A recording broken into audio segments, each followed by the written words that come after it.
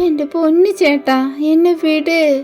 ഞാൻ അറിയാതെ നിങ്ങളുടെ കൂട്ടിൽ കയറിയതാ എന്ന് കറുത്ത കുഞ്ഞിനുറുമ്പ് തൻ്റെ ദയനീയ ശബ്ദത്തിൽ പറഞ്ഞു. ആരാടാ നിന്റെ ചേട്ടൻ? നിന്നെ വിടാനോ? അങ്ങനെ ഒരു ഉദ്ദേശമൊന്നും ഞങ്ങൾക്കില്ല മോനെ എന്ന് വലിയ തലയുള്ള പുളിയുറുമ്പ് പറഞ്ഞു. നീ ഞങ്ങളുടെ കൂട്ടിൽ കയറി 6 മണി കട്ടെടുക്കുമോ അല്ലേടാ? മീശ പിരിച്ചുകൊണ്ട് കൂട്ടത്തിലെ നേതാവ് ചോദിച്ചു. എൻ്റെ ദൈവമേ, ഞാൻ അവൻ പറഞ്ഞിട്ടാ നിങ്ങളുടെ കൂട്ടിൽ കയറിയത് എന്ന് കുഞ്ഞനുറുമ്പ് കരച്ചിലോടെ പറഞ്ഞു. എവൻ എന്ന് തൻ്റെ മുണ്ടുമടക്കി കുത്തി കാലൊന്ന് ചെറിയ കല്ലിന്മേൽ കയറ്റി വെച്ച് നേതാവ് ചോദിച്ചു. ധാവൻ മരത്തിൻ്റെ പിറകിലോട്ട് ചൂണ്ടിക്കാണിച്ചുകൊണ്ട് കുഞ്ഞനുറുമ്പ് പറഞ്ഞു.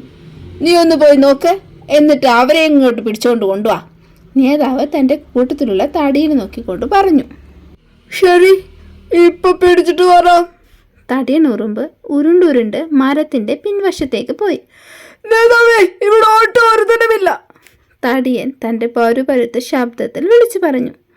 ഇത് കേട്ട കുഞ്ഞനുറുമ്പ്, ചതിച്ചോ എൻ്റെ ഈശ്വര, ഇവിടെ ദുഷ്ടന്മാരെ എന്നെ ഈ കാലമാടന്മാർക്ക് ഇട്ടുകൊടുത്തിട്ട് പോയോ? എന്തിടാ പറഞ്ഞത്? കാലമാടന്മാരെന്നോ? നേതാവ് ഒരു മുരൾച്ചയോടെ പറഞ്ഞു.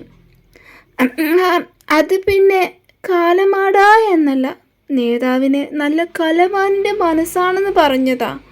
കുഞ്ഞൻ ചെറിയ പേടിയോടെ തൻ്റെ 2 ഉണ്ട കണ്ണുകളും പകുതി അടച്ചുകൊണ്ട് പറഞ്ഞു.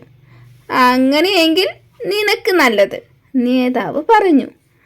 നേതാവേ, ഇവരിട്ട് 2 ഇടി അങ്ങ് കൊടുക്കട്ടെ, ഇത് കോഴി തരിച്ചിട്ട് വയ്യ.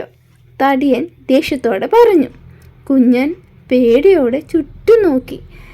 വേണ്ട വേണ്ട, ഇവനെങ്ങാനും ചത്തുപോയാലേ പിന്നെ പോലീസ് കേസാവും, ആടിയാവും, പിടിയാവും, വല്ലാത്ത തലവേദനയാവും, നേതാവ് പറഞ്ഞു. എന്നാ പിന്നെ ഇവനെ നമുക്ക് അങ്ങ് സുഖിപ്പിച്ച് ഉപദ്രവിക്കാം. എലിഞ്ഞ പല്ലുന്തിയ 2 ഉണ്ട കണ്ണുള്ള പുളിയുറുമ്പ് പറഞ്ഞു.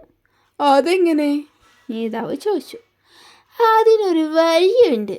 ഇവൻ്റെ 2 കാലുകളും കൈകളും കെട്ടാം, എന്നിട്ട് തൂവല കൊണ്ട് ഇവനെ ഇക്കിളിയിടാം. ഇവ ചിരിച്ച് ചിരിച്ച് ചാവും. കഥ ഇഷ്ടപ്പെട്ട കൂട്ടുകാരെ?